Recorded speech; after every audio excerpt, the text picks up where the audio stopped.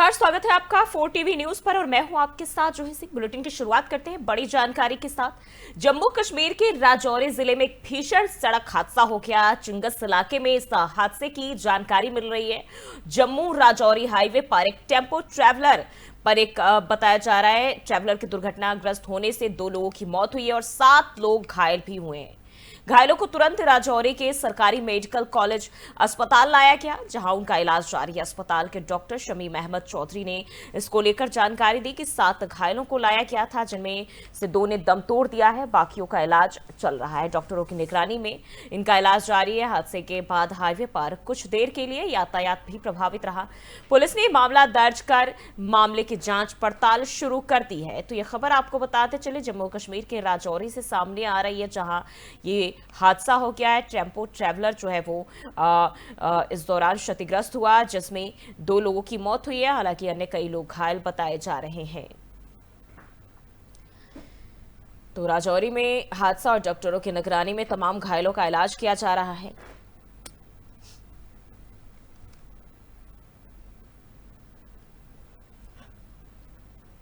तो जम्मू कश्मीर के राजौरी में यह हादसा हुआ है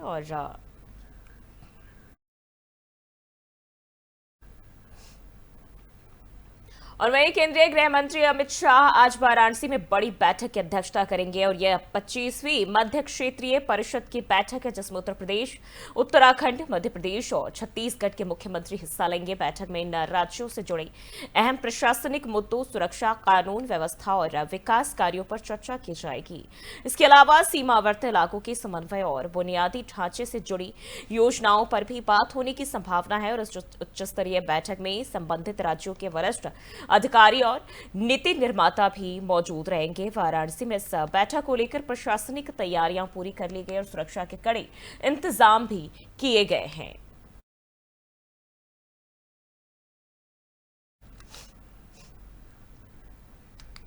और वहीं दिल्ली से खबर सामने आ रही है। आज भरेंगे 3,400 गड्ढे। दिल्ली में पीडब्ल्यूडी का बड़ा एक्शन। सड़कें अब गड्ढा मुक्त होंगी। एक दिन में गड्ढों पर चलेगा बुलडोजर।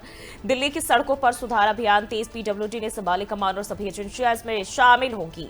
मानसून से पहले सड़कों की मरम्मत का मिशन रखा गया है। तो दिल्ली की सड़कों को गड्ढा मुक्त बनाने के लिए एक बड़ा अभियान चलाया जा रहा है। पीडब्ल्यूडी विभाग की अगुवाई में राजधानी में एक ही दिन में 3,400 गड्ढों को भरने का लक्ष्य तय किया गया है और इस अभियान में दिल्ली की सभी एजेंसियां मिलकर हिस्सा लेंगी। लगातार मिल रही शिकायतों और मानसून से पहले की तैयारियों को देखते हुए कार्रवाई तेज की जा रही है, ताकि लोगों को आवागमन में परेशानी ना हो। सड़क सुधार को लेकर सरकार की ये पहल राजधानी के लोगों के लिए बड़ी राहत साबित हो सकती है।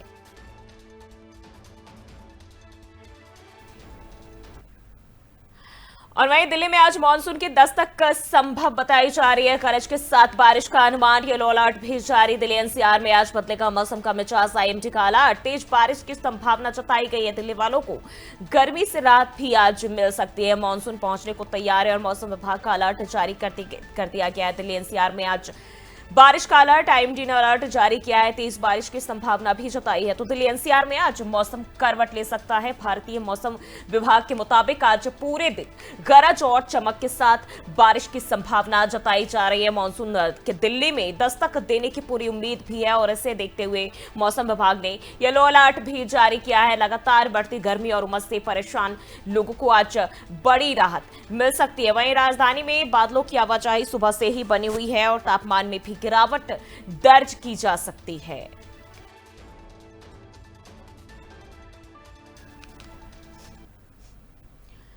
और वहीं एक और जानकारी। अमेरिका के राष्ट्रपति डोनाल्ड ट्रंप ने एक बड़ा दावा करते हुए कहा है कि इजरायल और ईरान के बीच युद्ध विराम की पूरी सहमति बन गई है।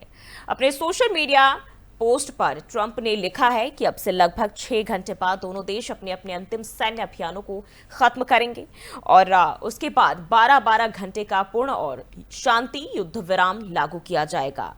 वहीं ट्रंप ने बता दें इसे 12 दिन से जारी युद्ध का अंत बताते हुए इसे एक ऐतिहासिक समझौता करार दिया है और उन्होंने इजरायल, ईरान और पूरी दुनिया को बधाई दी और कहा कि यह युद्ध पूरे मध्य पूर्व को तबाह कर सकता था, लेकिन अब क्षेत्र शांति की ओर बढ़ रहा है। तो डोनाल्ड ट्रंप ने ये ट्वीट कर जानकारी दी और कहा कि अब दोनों देशों के बीच सीज फायर तय और अब युद्ध विराम की ओर दोनों ही देश चल रहे हैं।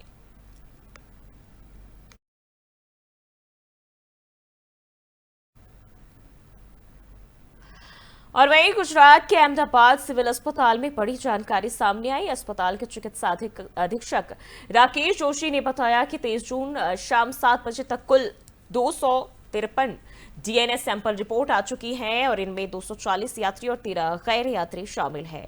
पहले दिन 19 गैर यात्रियों की पहचान की गई थी, जिनमें 6 शवों की पहचान कर उनके चेहरे के आधार पर की गई और उन्हें उनके परिजनों को सौंपा गया। बाकी के 13 शवों को डीएनए मिलान के आधार पर परिजनों को सौंपा गया। वही अस्पताल प्रशासन के मुताबिक सभी रिपोर्ट्स को पूरी पारदर्शिता और सावधानी से तैयार किया गया है ताकि परिजनों को उनके अपनों के बारे में सटीक जानकारी मिल सके।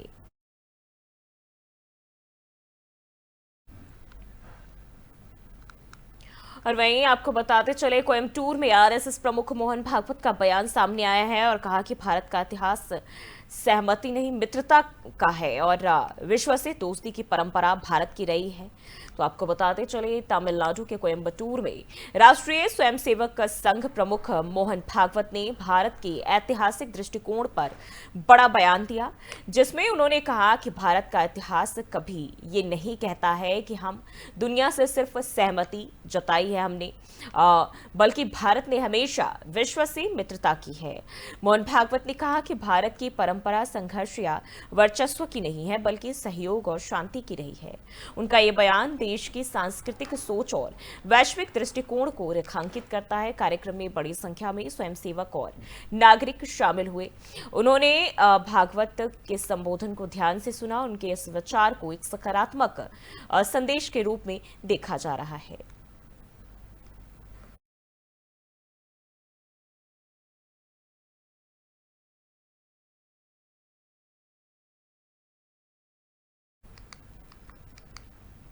और वहीं मुंबई में त्रिभाषा फॉर्मूले को लेकर महाराष्ट्र के मुख्यमंत्री देवेंद्र फडणवीस ने एक उच्च स्तरीय बैठक की। बैठक में शिक्षा विभाग के अधिकारी और भाषाई विशेषज्ञ शामिल हुए। त्रिभाषा फॉर्मूले के तहत छात्रों को हिंदी, अंग्रेजी और क्षेत्रीय भाषा मराठी पढ़ाने पर चर्चा की गई। मुख्यमंत्री फडणवीस ने इस दौरान कहा कि छात्रों के सर्वांगीण विकास के लिए भाषाई संतुलन बेहद जरूरी है। इसके साथ ही उन्होंने ये सुझाव भी दिया कि नई राष्ट्रीय शिक्षा नीति को ध्यान में रखते हुए राज्यों की भाषाई विविधता का सम्मान किया जाना चाहिए। और बैठक में इस बात पर भी जोर दिया गया कि किसी भी भाषा को थोपने के बजाय संतुलित और समावेशी दृष्टिकोण को अपनाया जाए।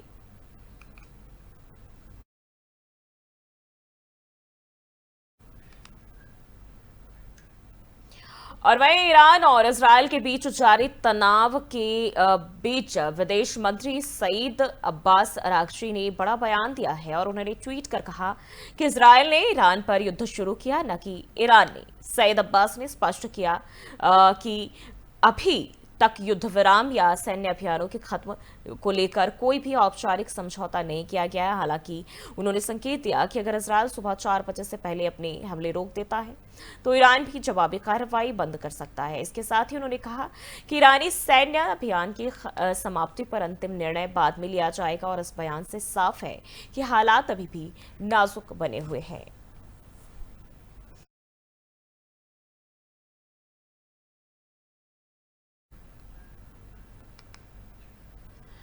और वहीं ईरान में फंसे 292 भारतीय नागरिकों को ऑपरेशन सिंधु के तहत सुरक्षित वापस भारत लाया गया। सभी नागरिक एक विशेष विमान से दिल्ली अंतर्राष्ट्रीय एयरपोर्ट पहुंचे, जहां उनकी स्वास्थ्य जांच और अन्य औपचारिकताएं पूरी की गई। और इस रेस्क्यू मिशन को विदेश मंत्रालय और तेहरान स्थित भारतीय दूतावास ने मिलकर अंजाम दिया। लौटने वालों में छात्र, कामगार और अन्य प्रवासी भी शामिल हैं। मिशन की सफलता पर नागरिकों ने भारत सरकार का आभार जताया और सुरक्षित घर लौटने पर राहत की सांस ली। केंद्र सरकार ने तेजी से कदम उठाकर इस मुश्किल वक्त में अपने नागरिकों को सुरक्षित वापस लाने का सराहनीय काम किया है।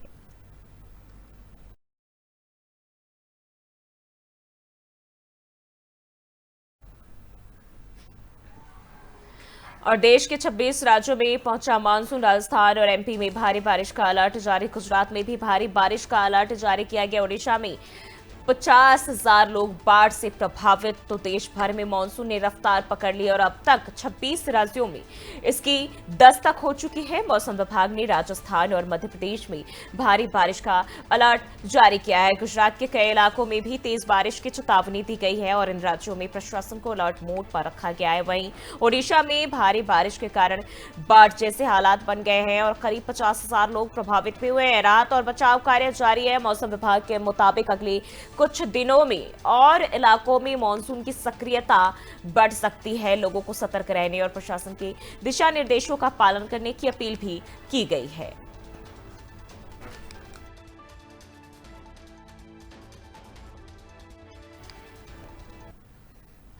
और वहीं आज से अंत्योदय संबल पखवाड़ा शुरू और दुद्दू के दौरे पर सीएम भजनलाल शर्मा रहेंगे। बिचन में शिविर का शुभारंभ भी करने वाले हैं। दुद्दू दौरे पर राजस्थान के मुख्यमंत्री भजनलाल शर्मा और बताया जा रहा है बिचुन में शिविर का शुभारंभ करेंगे। डिप्टी सीएम भैरवा भी इस दौरान उनके साथ मौजूद रहेंगे। तो राजस्थान में आज से पंडित दीनदयाल उपाध्याय अंत्योदय संबल पखवाड़ा की शुरुआत हो रही है। मुख्यमंत्री भजनलाल शर्मा आज जयपुर जिले के दुद्दू क्षेत्र के बिचुन गांव में इस पखवाड़े का शुभारंभ करेंगे। मुख्यमंत्री दोपहर 1:30 बजे बिचुन के लिए रवाना होंगे और 2:30 से 3:10 तक शिविर स्थल पर मौजूद रहेंगे। कार्यक्रम मौजमाबाद के बिचून राजकीय खेल मैदान में आयोजित की जाएगी और इस दौरान मुख्यमंत्री शिविर का अवलोकन भी करेंगे और लोगों से संवाद भी करेंगे। साथ deputy CM doctor Premchand Bairwa भी कार्यक्रम में मौजूद रहेंगे। सरकार का उद्देश्य इस पखवाड़े के जरिए अंतिम पंक्ति तक सरकारी योजनाओं का लाभ भी पहुंचाना है।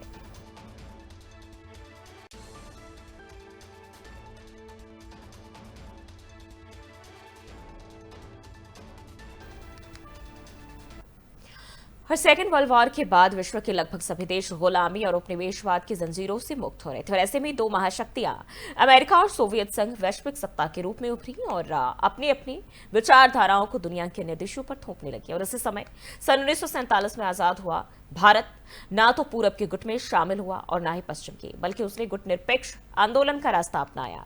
भारत ने विश्व की राजनीति में एक स्वतंत्र और स्वायत्त भूमिका निभाने पर बल दिया, लेकिन जैसे जैसे पश्चिमी देश एकजुट होकर अपने प्रभाव को बढ़ा रहे थे, एशियाई देशों ने भी महसूस किया कि उन्हें एकजुट होना होगा और इसी सोच के तहत भारत, रूस और चीन ने RIC ट्रोइका फॉर्मेट बनाया। हालांकि समय के साथ चीन की बढ़ती महत्वाकांक्षा और विभिन्न अंतर्राष्ट्रीय परिस्थितियों ने इस ट्रोइका को प्रभावित भी किया और इसे कमजोर किया। लेकिन हाल ही में रूसी विदेश मंत्री के बयान के बाद ये फॉर्मेट एक बार फिर से चर्चा में आया है। तो आज हम जानेंगे ट्रोइका क्या है, क्यों बनाया गया था और इतने सालों बाद ये फिर आखिर चर्चा में क्यों आया।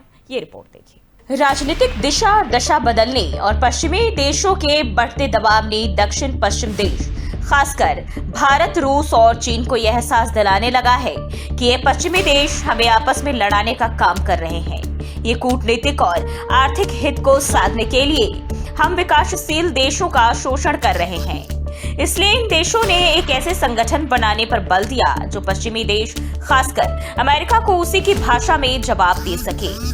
आपको बता दें कि इसकी स्थापना 1990 के दशक में रूस के पूर्व प्रधानमंत्री येवगेनी प्रीमाकोव की पहल पर हुई थी। इस फॉर्मेट की स्थापना के बाद से अब तक करीब 20 बार से ज्यादा मंत्री स्तर की बैठकें आयोजित हो चुकी है। ये बैठकें न सिर्फ विदेश नीति के प्रमुखों के स्तर से संपन्न हुई, बल्कि इसमें तीनों देशों की आर्थिक, व्यापारिक और वित्तीय एजेंसियों के प्रमुखों के स्तर पर बैठकें आयोजित हुई। अब आते हैं हम अपने पहले सवाल पर कि RIC ट्रोइका फॉर्मेट क्या है। आपको बता दें, RIC ट्रोइका फॉर्मेट रसिया, इंडिया, चाइना का एक ट्रायंगल है। यह एक तरह का रणनीतिक गठबंधन था जिसका उद्देश्य वैश्विक राजनीति में स्वतंत्र आवाज उठाना और अपनी अपनी राष्ट्रीय सुरक्षा और विकास के हितों की रक्षा करना था। दूसरा सवाल कि आखिर यह कमजोर क्यों हो गया, तो आपको बता दें, तीनों देशों की अपनी अपनी जरूरत है जिसे हल करने पर कभी किसी के द्वारा बल नहीं दिया गया। इसके विपरीत चाइना के द्वारा समय समय पर भारत के साथ संबंधों में तनाव देखा गया। आपको याद हो कि साल 2020 की वह घटना जब चाइना ने अपनी विस्तारवादी नीति के कारण भारत के साथ झड़प किया। दरअसल भारत और चीन के बीच साल 2020 में गलवान घाटी में हुए सैन्य विवाद के बाद से RIC ट्रोइका को स्थगित कर दिया गया था। हालांकि अक्टूबर 2024 में रूस के कजान में आयोजित ब्रिक्स समिट के दौरान प्रधानमंत्री नरेंद्र मोदी और चीनी राष्ट्रपति शी जिनपिंग की मुलाकात में दोनों नेताओं ने दोनों देशों के द्विपक्षीय रिश्तों में सुधार की आवश्यकता जताई थी। लेकिन जिस तरह से चाइना ने भारत पाक युद्ध के समय पाकिस्तान का खुलकर समर्थन किया, इसे फिर से खड़ा करना ट्रोइका को सवालों के घेरे में लाकर खड़ा कर देता है, जो इस फॉर्मेट को बार बार कमजोर करता है। तीसरा सवाल कि अब फिर चर्चा में आया, तो आपको बता दें कि रूस के विदेश मंत्री सर्गेई लावरोव राल पर्वतों के बीच बसे शहर पौम में आयोजित एक अंतर्राष्ट्रीय सामाजिक और रणनीतिक सम्मेलन को संबोधित कर रहे थे। इस दौरान उन्होंने कहा कि मॉस्को रूस भारत चीन यानी RIC फॉर्मेट के तहत गतिविधियों को फिर से शुरू करने में अपनी रुचि रखता है। रूस का साफ तौर पर कहना था कि वह देख चुका है अमेरिका कुछ भी नहीं कर सकता, क्योंकि वह खुद आज एशियाई देशों के बढ़ते आर्थिक विकास और संबंधों से परेशान है। इसलिए अब समय आ गया है कि संगठन को फिर से जीवित किया जाए। उन्होंने कहा कि जैसा मैं समझता हूँ, आज की तारीख में भारत और चीन के बीच सीमा परिस्थिति को शांत कराने के लिए एक सहमति बन चुकी है और मुझे लगता है कि अब समय आ गया है कि इस RIC ट्रोइका को फिर से सक्रिय किया जाए। लेकिन सवाल फिर वही कि क्या चाइना अपने विचारों में बदलाव करेगा, क्योंकि उसने हमेशा भारत के साथ धोखा किया है। इसके अलावा रूसी विदेश मंत्री सर्गेई लावरोव ने नाटो पर भी आरोप लगाया। उन्होंने कहा कि आज नाटो खुले तौर पर भारत को चीन के खिलाफ साजिशों में शामिल करने की सोच रहा है। उन्होंने कहा, मैं यह बात भारत के साथ गोपनीय बातचीत के आधार पर कह रहा हूं कि मुझे इस बात पर कोई शक नहीं।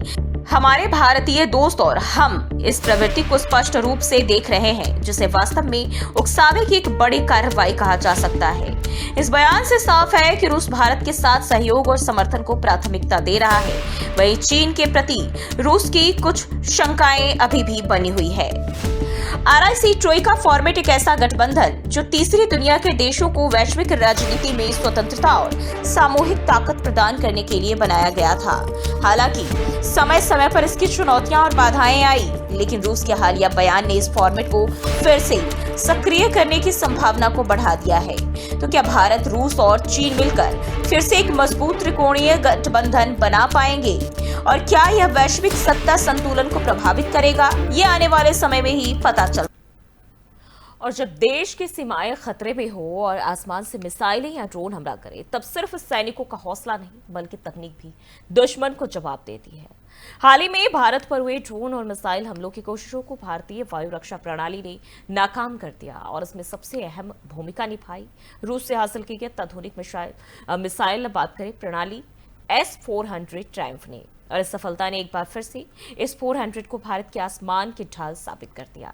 लेकिन अब जो खबर आ रही है वो पाकिस्तान के लिए और भी डरावनी हो सकती है। रूस का अगली पीढ़ी का एयर डिफेंस सिस्टम S-500 अब दुनिया के सामने आने को तैयार है, जिसे लेकर फिर से चर्चा तेज हो गई है। क्या है इसकी खासियत और दुश्मन के लिए कितना घातक है, आइए समझते इस रिपोर्ट के जरिए। Air defence system S-500 S-400 से भी अधिक एडवांस और घातक है।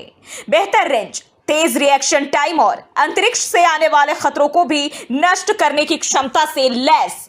अगर भारत को आने वाले समय में S-500 की आपूर्ति होती है तो यह देश वायु रक्षा को नई ऊंचाई पर पहुंचा देगा। पाकिस्तान जैसे देशों के लिए यह एक रणनीतिक झटका होगा, क्योंकि S-500 की मौजूदगी से भारत का हवाई कवच लगभग अभेद्य हो जाएगा।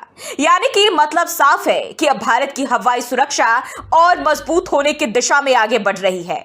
रूस से मिले अत्याधुनिक S-400 ट्रायम्फ सिस्टम की तैनाती के बाद अब भारत की नजर उससे भी एक कदम आगे की तकनीक पर है, S-500 मिसाइल डिफेंस सिस्टम।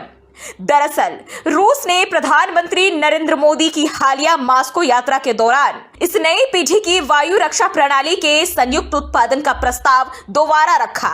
अगर यह समझौता होता है तो भारत न केवल अपनी सीमाओं को और सुरक्षित कर सकेगा, बल्कि अत्याधुनिक रक्षा तकनीक के निर्माण में भी आत्मनिर्भरता की ओर कदम बढ़ाएगा। हाल ही में भारत पर हमले की कोशिश।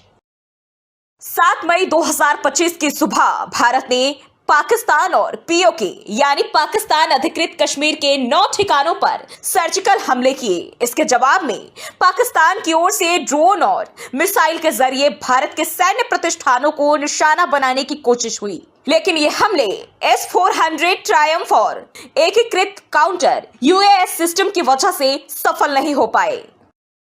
S-400 ट्रायम्फ दुश्मन के लिए सुदर्शन चक्र। S-400 ट्रायम्फ रूस द्वारा विकसित एक mobile surface to air defence system है। इसे साल 2007 में रूस ने पहली बार अपनी सेना में शामिल किया था। यह प्रणाली विमान, ड्रोन, क्रूज मिसाइल और यहां तक कि बैलिस्टिक मिसाइल जैसे हवाई खतरों को 400 किलोमीटर दूर से पहचान सकती है और उन्हें मार गिरा सकती है। भारत ने इस प्रणाली को सुदर्शन चक्र नाम दिया, जो अपने आप में एक संकेत है कि यह कितनी घातक और बहुस्तरीय सुरक्षा प्रदान करती है। भारत और रूस के बीच हुआ था बड़ा सौदा। भारत ने अक्टूबर 2018 में रूस से 5.43 अरब डॉलर की लागत से 5 S-400 रेजिमेंट खरीदने का समझौता किया था। अब तक 3 रेजिमेंट भारत को मिल चुकी है और 2026 तक आने की उम्मीद है। रूस यूक्रेन युद्ध के कारण इसमें कुछ देरी हुई। पहला स्क्वाड्रन 2021 में भारत पहुंचा था। ये आदमपुर और हलवारा एयरबेस पर तैनात है। एक स्क्वाड्रन में 2 बैटरियां होती है। एक बैटरी में 8 लॉन्चर वाहन यानी TEL, 2 रडार और 1 कमांड पोस्ट होता है। कैसे करता है S-400 काम? यह सिस्टम बेहद तेज और सटीक है। इसे तैनात करने में केवल 5 मिनट लगते हैं। एक साथ यह 300 हवाई लक्ष्यों को ट्रैक कर सकता है और उनमें से 36 को एक साथ निशाना भी बना सकता है। S-400 4 तरह की मिसाइलें इस्तेमाल करता है। 40N6E 400 kilometre range, 48N6E3 250 kilometre range, 9M96E2 120 kilometre range, 9M96E 40 kilometre range. यानी इन मिसाइलों की मदद से ये सिस्टम अलग अलग दूरी और ऊंचाई से आने वाले खतरों को ढूंढता है और खत्म करता है। क्यों है S-400 इतना जरूरी? दुश्मन के विमान या ड्रोन को पहले ही करता है ट्रैक, अत्यधिक ऊंचाई और लंबी दूरी से भी कर सकता है हमला। इलेक्ट्रॉनिक जामिंग यानी GPS ब्लॉक करना इससे प्रभावित नहीं होता। एक ही समय में कई खतरों से निपट सकता है। किसी भी दिशा से आने वाले हमले को रोक सकता है।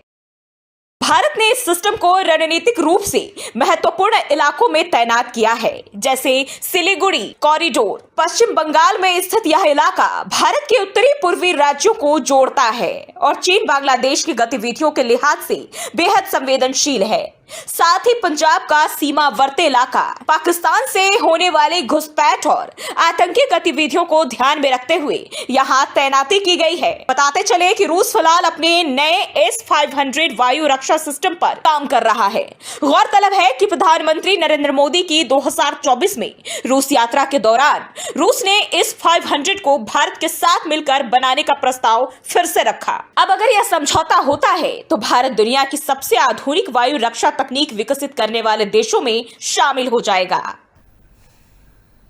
एयर डिफेंस बुलेटिन में फिलहाल के लिए बस इतना ही। देश और दुनिया की तमाम खबरों के लिए देखते रहिए 4TV न्यूज।